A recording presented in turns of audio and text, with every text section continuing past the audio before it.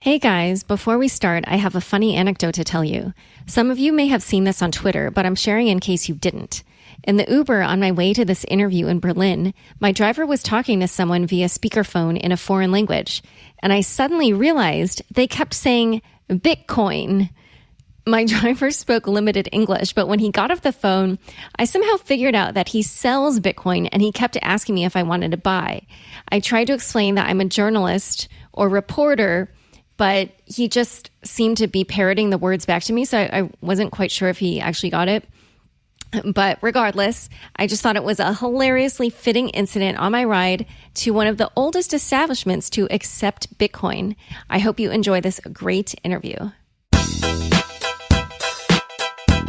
Hi, everyone. Welcome to Unconfirmed, the podcast that reveals how the marquee names in crypto are reacting to the week's top headlines and gets the inside scoop on what they see on the horizon. I'm your host, Laura Shin. If you aren't receiving my weekly email newsletter, go to unchainedpodcast.com to sign up. And don't forget that Unchained and Unconfirmed are now on YouTube. You can go subscribe there to be alerted to all the latest episodes of both podcasts. CipherTrace cutting-edge cryptocurrency intelligence powers anti-money laundering, blockchain analytics, and threat intel. Leading exchanges, virtual currency businesses, banks, and regulators themselves use CipherTrace to comply with regulation and to monitor compliance. Crypto.com is the place you can buy crypto at true cost. Earn up to 8% per year on your BTC, ETH, XRP, and more. Install the Crypto.com app now. Today's guest is Joerg Platzer, crypto anarchist and owner of Room77, a bar in Berlin which accepts Bitcoin.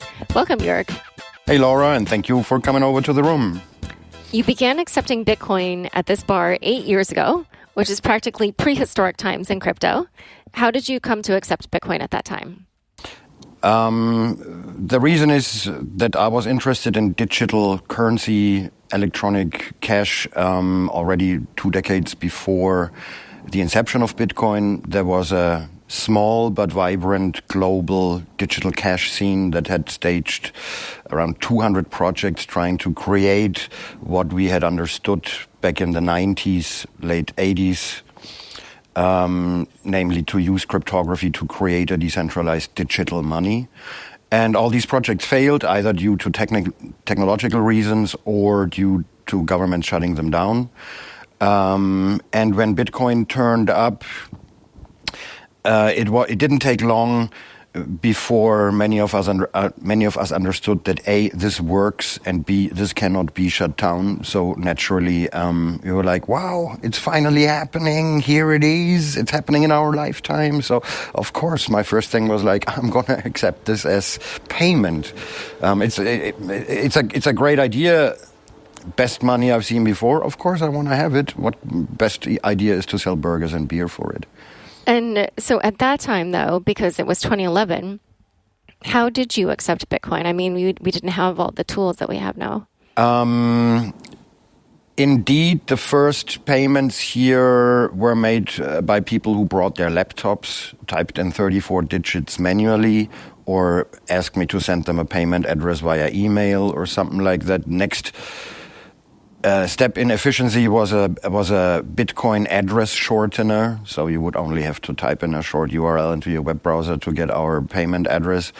Until Andreas Schildbach, who was one of the very first people here joining the first Bitcoin meetup, wrote the first mobile wallet for Bitcoin, the Bitcoin wallet for Android, because he didn't want to have to bring his laptop here anymore. Well, yeah, and the rest is history. Wow. And when was that he created that? That must have been 2011. Yeah. Yeah, that's definitely a long time ago, especially after all this development. So do you convert the Bitcoin immediately to euros, or do you keep it in Bitcoin? Of course, we keep it in Bitcoin as long as we can. Of course, we also have to pay taxes, so we have to sell Bitcoin now and then to do so. And how many Bitcoin purchases do you typically get a night? I would guess around 5 to 10% on a normal night, whereas when we have Bitcoin events here, or for example, we run the longest running Bitcoin meetup on the planet, then it's rather 60, 70, 80% on a night like that. And does people's willingness to spend their Bitcoin correlate with the markets in any way?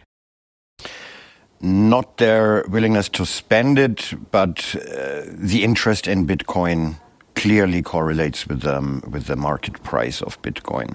Whereas then the higher the price, the more people who are actually not enthusiastic about a free, decentralized money for the world, but more interested in making some capital gains. They come here and they ask questions about it? Or? Of course. The higher the price, the fuller or the more crowded the Bitcoin meetup, which is quite annoying to many of the old Bitcoiners who gather here to actually talk about technology and don't want to have a camera put in their face by a journalist asking them how rich they are, or some kind of shitcoin promoter sitting next to them telling them about what the next Bitcoin will be or something like that. So actually Bitcoiners enjoy the Bitcoin meetups here a lot more when the price is low. I totally relate to that. So then what are the demographics of the people that typically come here to spend it? And also how have they changed over time? There is no typical or prototype Bitcoin user, literally.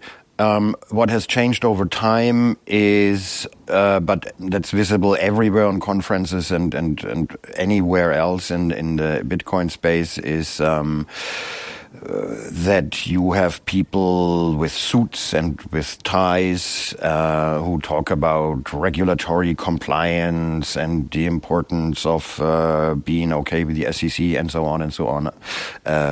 Those people weren't in Bitcoin in the early days. Okay. And so is that why I saw the sign, you discourage payments from Coinbase, Circle, and BitPay? Not particularly. The reason for that is that, Bitcoin has been built as the first digital bearer asset the world has seen. I find it quite absurd to put that into a bank. Coinbase is a bank. They hold your money, they initiate transactions for you, they receive transactions for you. That's one point. The other point is that when people pay me from their Coinbase wallet, they actually don't pay me. What they actually do is, they show me the screen. I tell them I cannot see your payment on the blockchain or in the mempool. And they say, but I sent you the money. They show me their little Coinbase screen saying send, and I tell them, no, you did not send me money. You asked your banker to maybe send me money, and your banker has not sent that money yet. But that's still not the reason. The actual reason is especially Coinbase, but also the other compliant Bitcoin banks, as I would call them. They actually survey their customers not only as much as banks do, but even more than banks do, due to the nature of the blockchain, because they can. Let me explain. If you take 10 euros out of the bank ATM and go somewhere and spend it on marijuana or on gambling or whatever, the banker doesn't know. In the Bitcoin space, the banker does know. Coinbase can see what you do with your money after you took it, after you withdrew it from your online account into your private wallet. They will follow the money over several hops, and they will enforce United States laws everywhere else on the planet. Example here is it is legal in Germany to make a bet on a soccer game. It is illegal in the United States. So if you pay me with your Coinbase wallet and I next day feel like spending some of that money, which is now my money, on something that is legal in Germany but illegal in the United States, then Coinbase very likely will shut down your account. So we actually did that for fun a couple of times. and that's why we have that sign. It's just there is literally no point of leaving your Bitcoin in any custodial system and give up your voting rights, give up your evaluation power, and so on. And we just want to discourage that. And did you figure that out because like customers weren't happy after they realized that they made a payment to you and they're... Oh no! You just have to go. You just have to go online. You find thousands of stories of people who had their account shut down and tried to find out why, and realized, oh my God, I did this or that or whatever. So you basically kind of knew, and that's why you put the sign up. Yeah, and it's also due to my reputation. I authored an O'Reilly about Bitcoin 5 years ago in Germany. And due to my reputation here, I do get invited by government officials for panel discussions and stuff like that. Also by law enforcement people invited me, and so on. And I do know, as a matter of fact, that Coinbase and other online Bitcoin custodians do actually offer the regulators in Brussels to survey their customers. They actually say we can follow the money much better even than banks, and that's what we're of course going to do, and so on. Right, which is against your philosophy. Absolutely. All right, so we're going to discuss some other exciting things, such as his Lightning Network point-of-sale device. But first, a quick word from the sponsors who make this show possible. Crypto.com is the place you can buy crypto at true cost. You can buy over 40 coins at the lowest possible prices with no fees and no markups. At Crypto.com, we grow your crypto for you, too. You can earn up to 8% per year on BTC, ETH, XRP, and more when you deposit in any of the 1-month, 3-month, or flexible terms. Download the Crypto.com app on iOS or Android now. Will the world follow France and advocate banning privacy coins? Will government-backed stablecoins become the new fiat? Are distributed and peer-to-peer exchanges just a flash in the pan? The answer is maybe. Virtual currencies can flourish and create a new, private, and more versatile economy. But that grand vision can't happen without keeping crypto clean. And that requires support of governments and accountability for bad actors.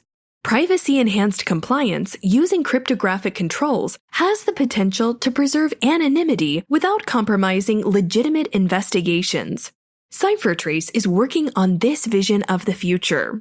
Sign up to stay up to date on the Privacy Enhanced Compliance Initiative and receive authoritative crypto AML reports quarterly. www.ciphertrace.com/keepcryptoclean. Back to my conversation with Joerg Platzer of Room77. Have you gotten other businesses in this area interested in accepting Bitcoin? Oh, we did in the early days. This used to be called the Bitcoin Keats because we actually went out. That was in the early enthusiastic times, 2012, 2013. We did actually walk out and try to convince other bar owners, shop owners here on the street to accept Bitcoin. We had an enabler team that we sent there to check their infrastructure. How could these people accept Bitcoin? How are we going to set it up for them? Explain to them and so on. And it was like 2 dozens, maybe 3 dozens of shops in this area accepting Bitcoin.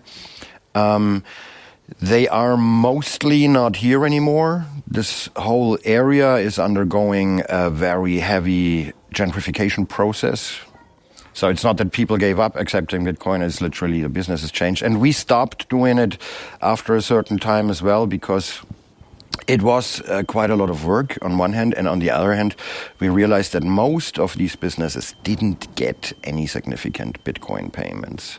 None of them had the success as the Room had, kind of naturally, because all of that history, that Bitcoin history that has been written at Room77 makes Bitcoin enthusiasts want to come here and pay in Bitcoin.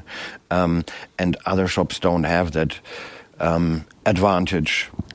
So it was in 2012-13 that was not very successful, even though there is one or another bar owner who did get enough Bitcoin business back then that they actually thank me today. They kept Just it. let me put it this way, yeah. Oh, wow. It was not enough back then to cash it out. Let me put it this way. Right. It was just much like, why should I do this for these 25 euros? Just leave it in the wallet, and then a few years pass by. I love that. That's great. That's funny. So I know, you just mentioned the meetups. Have there been other businesses that have come out of the community, I guess, that has been fostered here? Out of the community, of course. Yeah. Of course. I mean, there's many Berliner startups that came out of this community. That doesn't mean they came out of the room, but the room was always kind of the central place for this community. Right. I mean, like the meetups, like just people meeting here, or. Of course. You have the once a month meeting of Bitcoin enthusiasts, and years later you have a lot of startups where many of these enthusiasts are cooperating and are being partners now. I guess the hangouts at Room77 did their part for that. And you also mentioned local Bitcoins got. Well, I mentioned that because Jeremiah Kangas was also one of the very first visitors to the Bitcoin meetup, to the early Bitcoin meetup here. And is he a co-founder of Local Bitcoins? Or? He is the founder of Local Bitcoins. Oh, okay. He is localbitcoins.com. Okay. And he was hanging out in those, what we called crypto summer of 2012 and 13. And he was hanging out here. And inventing localbitcoins.com on table number 2 here, for example. And you also mentioned Vitalik Buterin came here. Well, the saying goes, before Ethereum, Vitalik was actually trying to convince the rest of the Bitcoin community, and especially the Bitcoin core developers, that smart contracting capabilities should be implemented in Bitcoin, but nobody else wanted that. So apparently at a meeting here at the room, he decided to make his own coin. That's what I have heard from the Ethereum people. Oh, and I do know that they all did hang out here back in the days. Oh, okay. I can ask him. We had this one summer, we called it the Bitcoin group therapy, because Bitcoin people from all over the world kind of were in Berlin, and we went, for example, to the Tempelhofer field and sat down in the sun in a big circle, and everybody introduced themselves. Hi, I'm working on this and that project. Hi, and until somebody got up and was like, "Hi, I think this looks like a group therapy." So funny. Yeah, Vitalik was there too. Okay, and. So now I think the new thing that you're working on is this Lightning Network point of sale device. Can you talk about that? Well, I'm not particularly working on it, but the people working on it are inspired by Room77. So we did have the first routed Lightning payment in a shop on testnet. We had the first routed Lightning payment on mainnet. When was that? That must have been a year ago or something. Oh, wow. Last year in summer, there was a Lightning hackathon here in Berlin, and the guys actually on Friday evening came together and said, we want to be able to pay at Room77 on Sunday evening through a POS system, and Sunday evening it was done. But that was still a custodial system. And what Christian Rotzoll and his friend Ben have now built, it's this little device lying here on the table that I showed you before. It's literally the first non-custodial Lightning payment POS system that does not hold its own keys. That means it can break here, it can be stolen or whatever. Nobody has access to our Lightning channel, but we can still accept Lightning payments here through that thing. Oh, wow. That's so cool. That is a huge step. And Christian and Ben did a great job creating that thing. It took them quite a while. So all the credit goes to them. The only credit that goes to me is sitting there and whining about, when can I have my Lightning POS system? You promised me. So, yeah. So how many transactions have you done via Lightning? Via Lightning, I can't tell you. On this thing, less than a dozen or something, because it's like literally brand new. It had its first kind of real world deployment on the last Bitcoin meetup here 2 weeks ago. Oh, okay. And right now we're having a summer break, so we're only open for the Bitcoin meetups. Oh, that's why. Yeah, I see. All right. So, but when people want to use it, did they tell you specifically, I want to pay you via Lightning? Yeah. Okay. We actually, when somebody says I want to pay in Bitcoin, we actually ask on-chain or Lightning. Oh, okay. And it's incredible how fast mobile Lightning wallets are spreading. Because I'm really surprised how many people already pay in Lightning. If our Lightning, because it was still kind of bumpy and sometimes not working. Not talking about this device, but the iterations before, people actually complained that they cannot pay in Lightning, and we're like, "What the hell is going on? I'm on Room77, and your Lightning is servers down." So yeah, it's funny. Well, they're on the very cutting edge. So, are there any downsides to accepting Bitcoin as a merchant? I would not see any. If you're not the first. Downside to Room77 is that whenever a person from the financial authorities, a tax auditor, looks at our place, Bitcoin jumps into their face and triggers all kinds of associations with black money and money laundering and whatever. So I believe we are the most audited bar, at least in Germany. We get every extra audit, and the auditors look at me like, "Oh, they asked really not very competent question about Bitcoin and so on." And I once told an auditor lady who kind of tried to imply that we probably cheating taxes with Bitcoin. I told her that I take this as a personal offense that she thinks that I'm stupid enough to cheat taxes with the 5% of payments that we taken in Bitcoin and not with the 95% in euro cash money, right? I literally think it's an insult to me to think I'm so stupid. But yeah, it doesn't help. But no, normally there should not be any downside anymore. The old days are over. Bitcoin has arrived in society. Even financial regulators more and more accept its existence. They may like it or not, but they have to accept its existence. They have to accept that the people using Bitcoin are not criminals. And so I wouldn't think that there's any downside for any merchant nowadays to accept Bitcoin. And nowadays, the way that you accept it is preferably like an on-chain transaction. And is it just like you use QR codes to send it, or? Mm-hmm. Oh, okay. But I don't care if it's an on-chain or a Lightning transaction. Oh, right. But, as we mentioned, there have been just a few Lightning transactions.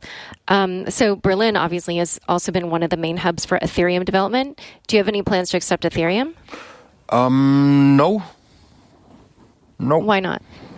Because Ethereum does not seem to have the monetary qualities that I would expect from the better money, from a sound money. That's the simple reason. And but you do accept, I think I saw Monero? We do accept Monero. That's the only altcoin we accept. That has to do with the fact that I do believe that anonymity, privacy, and fungibility are actually the most important next steps that Bitcoin needs to achieve or needs to be optimized in. Monero is an interim solution for that.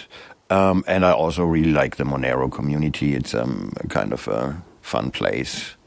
For that, mainly for the reason of anonymity and fungibility, we accept Monero. Whereas I have to say, in Monero, I also don't quite see the monetary qualities that Bitcoin offers, the monetary soundness. This is purely for the anonymity. All right. Well, listeners of my show, whoever visit Berlin, you definitely need to come to this bar. It's closed right now, but it still looks pretty awesome to me. So Joerg, thank you so much. It's been great having you on the show. Thank you for coming over to the room, and have a good time in Berlin. I will. Thank you. Thanks so much for joining us today. To learn more about the topics we discussed, be sure to check out the links in the show notes of your podcast player. If you enjoyed this episode, be sure to share it on Facebook, Twitter, or LinkedIn. Unconfirmed is produced by me, Laura Shin, with help from Fractal Recording, Anthony Yoon, Daniel Nuss, and Rich Stroffolino. Thanks for listening.